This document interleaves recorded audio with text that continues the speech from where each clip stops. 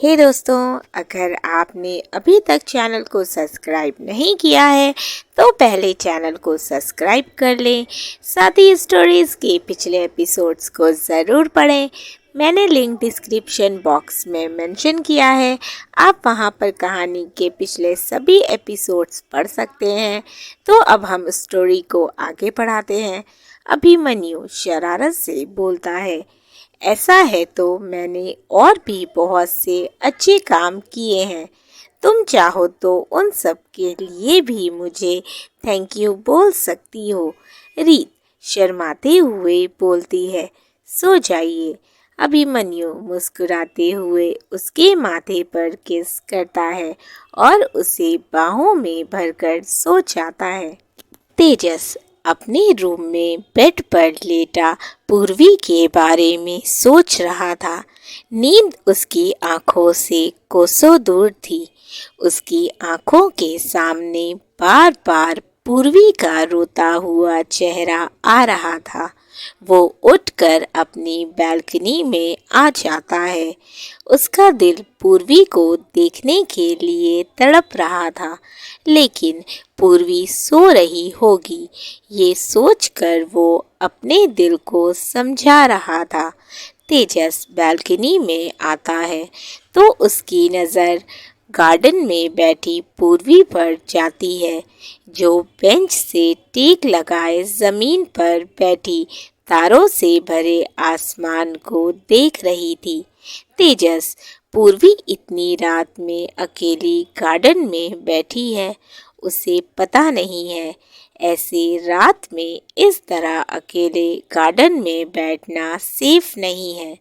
वो तुरंत अपने रूम से निकलकर नीचे हॉल में आता है और गार्डन में जाकर उसके बगल में कुछ दूर पर बैठ जाता है।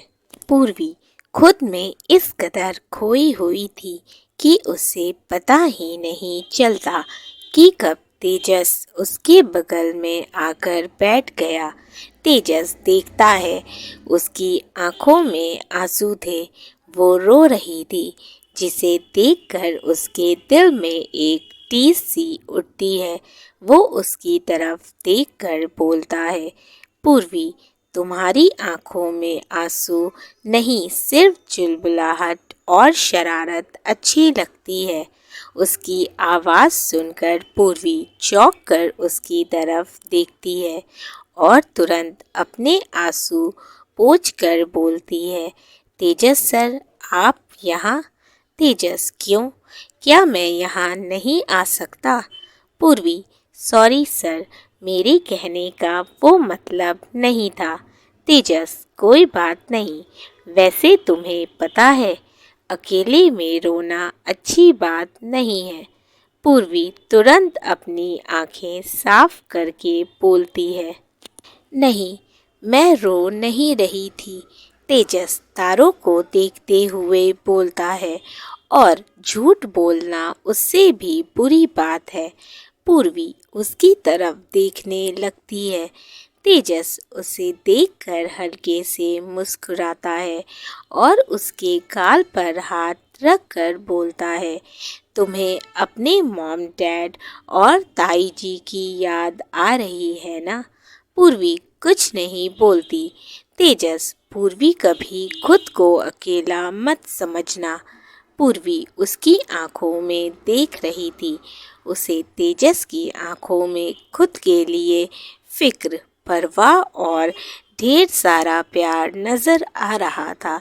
वो चाह कर भी अपनी आंखों से आंसुओं को बहने से नहीं रोक पाती और उसके गले लगकर जोर जोर से रोने लगती है। तेजस उसे कसकर अपने सीने से लगा लेता है। पूर्वी उसकी बाहों में बिखर सी जाती है और हिचकियां लेकर रोने लगती है। उसके हर आंसू तेजस के दिल को घाव दे रहे थे, लेकिन वो फिर भी उसे रोने देता है, क्योंकि वो चाहता था कि पूर्वी अपने दिल का सारा दर्द आंसुओं के रूप में बहा दे। आज ये आंसू बहेंगे, तभी कल वो फिर से खुलकर मुस्कुरा पाएगी। काफ़ी देर तक रोने के बाद वो थोड़ी शांत होती है, लेकिन उसकी हिचकियाँ अभी भी बंद नहीं हुई थीं। तेजस प्यार से उसके बाल सहलाते हुए बोलता है, बस करो पूर्वी, बहुत रो ली तुम, अब बस। वो धीरे से उसे खुद से अलग करता है और उसके आंसू पोंछकर बोलता है, बस करो, चुप हो जाओ। जितने आंसू बहने थे वो बह गए, अब और नहीं। पूर्वी का पूरा फेस और आंखें रोने की वजह से लाल हो गई थी। तेजस उसका मूड ठीक करने के लिए मुंह लटकाकर बोलता है, देखो तुमने क्या किया, मेरी पूरी टी शर्ट गीली कर दी। तुम्हें पता भी है ये मेरी फेवरेट टी शर्ट थी। ऐसा लग रहा है जैसे मैं नहाकर आया हूँ। वो इस तरह से बोलता है कि पूर्वी को हंसी आ जाती है। तेजस, एक तो मेरी टी शर्ट खराब कर दी और सॉरी बोलने की जगह तुम हंस रही हो। ऐसे ही हंसती रहा करो, तुम हंसते हुए बहुत प्यारी लगती हो। एकदम से पूर्वी की हंसी बंद हो जाती है और वो उसकी तरफ देखने लगती है। तेजस प्यार भरी नजरों से उसे देख रहा था। पूर्वी की पलकें खुद ब खुद झुक जाती हैं और उसके गाल लाल हो जाते हैं। वो नींद का बोलकर जल्दी से वहाँ से चली जाती है। तेजस मुस्कुरा देता है और अपनी टी शर्ट को चूम कर बोलता है, पहले तो ये मेरी फेवरेट टी शर्ट नहीं थी, लेकिन अब हो गई है, क्योंकि अब इसमें तुम्हारी खुशबू समा चुकी है पूर्वी। अब हमेशा ये मेरे पास रहेगी और तुम्हारे पास होने का एहसास कराएगी। पूर्वी अपने रूम में आ जाती है और अपने बेड पर लेटकर मुस्कुराने लगती है। उसे पता नहीं था क्यों, लेकिन उसे तेजस का इस तरह अपने गले से लगाकर चुप कराना उसे अच्छा लगा था। इसी तरह दिन बीतने लगते हैं। सभी बहुत खुश थे। पूर्वी ने सभी के दिल में अपने लिए जगह बना ली थी। वो पहले से तेजस से प्यार करती थी, लेकिन पहले वो इस बात से अनजान थी, पर अब तो समझ चुकी थी।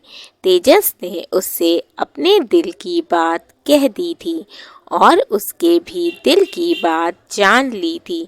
अभिमन्यु और रीत ने सभी को उनके रिश्ते के बारे में बता दिया था और सभी ये बात सुनकर काफ़ी खुश थे। रात में सभी डिनर करके साथ में मूवी देखने का प्लान बनाते हैं। डिनर करने के बाद तेजस एक अच्छी सी हॉरर मूवी लगा देता है। रीत को हॉरर फिल्में पसंद नहीं थी, उसे काफ़ी डर लगता था, लेकिन सबके कहने पर उसे भी साथ में बैठना पड़ता है। रीत अभिमन्यु से चिपक कर बैठी थी। उसके बगल में पूर्वी तेजस साथ बैठे थे। अभय, वैभव, रूही और मीठी लाइन से बैठे थे। मूवी स्टार्ट होती है। स्टार्टिंग में तो वो काफ़ी कॉमेडी थी, लेकिन फिर लास्ट आते आते काफ़ी हॉरर हो जाती है, जिसे देखकर रीत की हालत खराब होने लगती है। वो कसकर अभिमन्यु का हाथ पकड़ लेती है, जिसे देख अभिमन्यु मुस्कुराने लगता है। कुछ देर बाद मूवी खत्म हो जाती है। पूर्वी, वाओ कितनी अच्छी मूवी थी, सच में मज़ा आ गया। रीत उसे घूर कर देखते हुए बोलती है, कहाँ से अच्छी थी, बिल्कुल बकवास थी। रूही, नहीं भाभी, मूवी तो बहुत अच्छी थी। वैसे भाभी, आपको अभी भी डर लग रहा है? रीत, किसने कहा? मैं क्यों डरूंगी, मैं नहीं डरती। पूर्वी, अच्छा चल झूठ मत बोल, तुझे भूतों से डर लगता है, इसीलिए तो तू अभिमन्यु सर से चिपक कर बैठी थी। उसकी बात सुन सभी हंसने लगते हैं। पूर्वी भी हंसने लगती है। अभिमन्यु को भी हंसी आ रही थी, लेकिन वो अपनी हंसी छुपा कर बोलता है, बस करो तुम लोग, मेरी बीवी पर हंसना बंद करो। चलो जाओ अब अपने अपने रूम में जाओ, रात बहुत हो गई है। रीत, तुम्हें अभी भी डर लग रहा है? सभी फिर हंसने लगते हैं। वो भी मुंह दबाकर हंस देता है। रीत रोनी सी शक्ल बनाकर बोलती है, अभिमन्यु आप भी इनके साथ मिलकर मेरा मजाक उड़ा रहे हैं ना? जाइए, मुझे नहीं करनी आपसे बात। वो मुंह फुलाकर वहां से जाने लगती है। पूर्वी, रीत देख कर जाना, कहीं कोई रास्ते में खड़ा ना हो। सभी फिर ठहाका मारकर हंस देते हैं। रीत चिल्लाकर बोलती है, पूर्वी की बच्ची, तू मिल कल मुझे, फिर तुझे बताऊंगी मैं। कुछ देर तक हंसी मजाक करने के बाद सभी अपने रूम में सोने चले जाते हैं। अभिमन्यु अपने रूम में आता है तो देखता है रीत चेंज करके ब्लैंकेट लिए काउच पर लेटी सोने की कोशिश कर रही थी। अभिमन्यु उसे देखकर मुस्कुरा देता है और चेंज करने चला जाता है। कुछ देर बाद वो चेंज करके आता है और बेड पर लेटते हुए बोलता है, वैसे मुझे तो लगा था इतनी हॉरर मूवी देखकर तुम तो मुझसे चिपक कर सोओगी, लेकिन तुम तो सच में बहुत बहादुर हो, अकेले काउच पर सो रही हो। रीत उसकी बातें सुनकर मुस्कुरा रही थी। अभिमन्यु उसे परेशान करते हुए बोलता है, वैसे अच्छा है, अगर बालकनी से कोई आवाज़ें आई तो तुम उठकर देख लेना, मेरी नींद नहीं खराब होगी। उसकी बात सुन रीत की आंखें हैरानी से बड़ी हो जाती हैं। उसे और ज़्यादा डर लगने लगा था। उसकी आंखों से नींद भाग चुकी थी। वो उठकर बैठ जाती है और अभिमन्यु को देखती है, जो आराम से पूरे बेड पर फैलकर सो रहा था।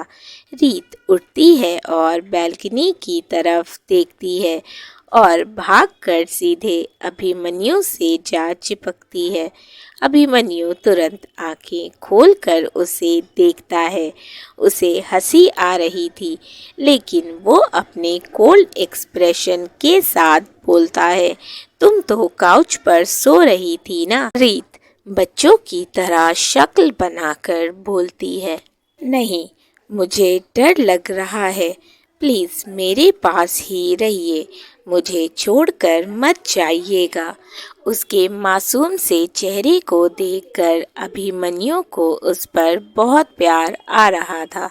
वो उसे बाहों में भरते हुए बोलता है, जान, मेरी आंखों में देखो, मैं यही हूँ तुम्हारे पास, तुम्हें बिल्कुल भी डरने की ज़रूरत नहीं है। मैं कहीं नहीं जा रहा हूँ और तुम इतना क्यों डर रही हो? मैं तो बस तुम्हें थोड़ा परेशान कर रहा था। देखो, हम दोनों के अलावा और कोई नहीं है रूम में। रीत हाँ में अपनी गर्दन हिला देती है। अभिमन्यु मुस्कुराते हुए उसके होठों पर अपने होठ रख देता है और कुछ देर बाद उससे अलग होकर उसके माथे पर किस करके बोलता है, सो जाओ, मैं यहीं हूँ तुम्हारे पास। जब भी तुम अपनी आंखें खोलोगी, मुझे अपने पास पाओगी। रीत मुस्कुरा रही थी। अब उसे बिल्कुल भी डर नहीं लग रहा था। वो आराम से किसी छोटे बच्चे की तरह उससे लिपट कर सुकून से सो रही थी। उसे देखकर अभिमन्यु के फेस पर प्यारी सी मुस्कान आ जाती है। अगली सुबह रीत की आंख खुलती है तो अपने सामने सोए हुए अभिमन्यु को देखकर वो मुस्कुरा देती है और मुस्कुराते हुए हल्के से उसके होठों को छूकर धीरे से बोलती है, गुड मॉर्निंग अभी। फिर उसे अच्छे से ब्लैंकेट उड़ाकर फ्रेश होने चली जाती है। रीत फ्रेश होकर आती है और नीचे किचन में चली जाती है। कुछ देर बाद अभिमन्यु भी फ्रेश होकर आता है और सभी साथ में ब्रेकफास्ट करते हैं। वो और तेजस ऑफिस के लिए निकल जाते हैं। ऑफिस में अभिमन्यु, तेजस और अभय तीनों अभिमन्यु के केबिन में बैठे किसी नए प्रोजेक्ट को डिस्कस कर रहे थे। तभी वरुण केबिन का डोर नॉक करता है। अभिमन्यु, वरुण, अगर कोई ज़रूरी काम होगा तभी बोलना, क्योंकि अभी हम इम्पोर्टेंट डिस्कशन कर रहे हैं। वरुण, सर आपने जो काम बोला था उसके बारे में कुछ बात है। अभिमन्यु के चेहरे के एक्सप्रेशन चेंज हो जाते हैं। वो उसकी तरफ देखकर बोलता है, बोलो क्या कहना है। वरुण थोड़ा डरते हुए एक फाइल उसके आगे करते हुए बोलता है, सर इस फाइल में सब कुछ है। अभिमन्यु वो फाइल लेता है और उसे खोलकर पढ़ने लगता है। जैसे जैसे वो फाइल पढ़ रहा था उसकी आंखें गुस्से से लाल होती जा रही थीं। अभय और तेजस दोनों वरुण की तरफ देखकर बोलते हैं, वरुण ऐसा क्या है उसमें जो अभिमन्यु इतने गुस्से में है। वरुण थोड़ा डरते हुए बोलता है, सर इसमें 2 साल पहले जो भी हुआ था वो सब है और अब की भी कुछ बातें हैं। तेजस, क्या? ठीक है तुम जाओ। वरुण वहाँ से चला जाता है। अभिमन्यु गुस्से से फाइल बंद करते हुए बोलता है, रीत ने मुझसे सब कुछ छुपाया। वो गुस्से से उठकर अपने केबिन से बाहर निकल जाता है। तेजस और अभय तुरंत उसके पीछे जाते हैं क्योंकि उन दोनों को पता था कि अभिमन्यु इस वक्त कितने गुस्से में है। अभिमन्यु आकर अपनी गाड़ी में बैठ जाता है। वो दोनों भी भागते हुए आते हैं और जल्दी से कार में बैठ जाते हैं। अभिमन्यु फुल स्पीड में गाड़ी स्टार्ट कर देता है।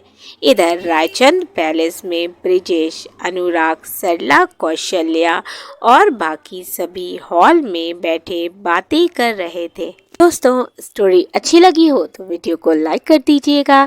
चैनल को अभी तक सब्सक्राइब नहीं किया है तो सब्सक्राइब कर लें। साथ ही अपने फीडबैक मुझे ज़रूर दें। इसी तरह से अपना प्यार बनाए रखें। Thank you for watching and keep supporting. Love you all. मिलते हैं नेक्स्ट एपिसोड में। Bye bye.